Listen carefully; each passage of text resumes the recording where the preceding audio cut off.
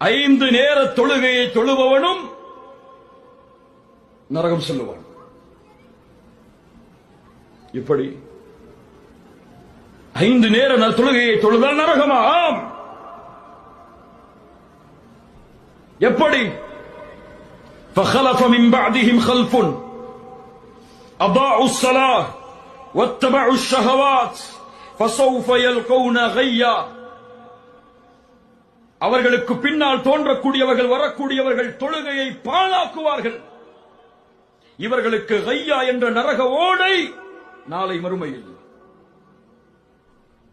தொழுகையை பாழாக்குதல் என்றால் தொழுகையை விடுவதா?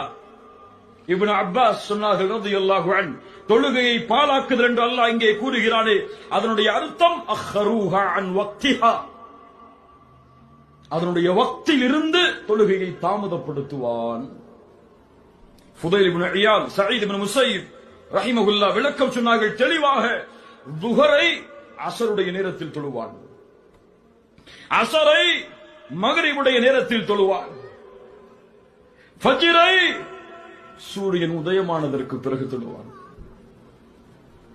எத்துணை பேருடைய விழிப்பு இன்னும் விழிக்கவில்லை இந்த பூமியில் சூரியன் உதயமாவதற்கு முன்னால்? ஏன்? எங்கே செல்ல வேண்டும் என்பதற்காக அவர்கள் உறங்குகிறார்கள்.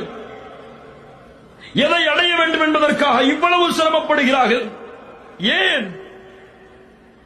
தொழுகையுடைய நேரத்தை பேணவில்லை என்றால் நரகம். தொழுகையை விட்டால்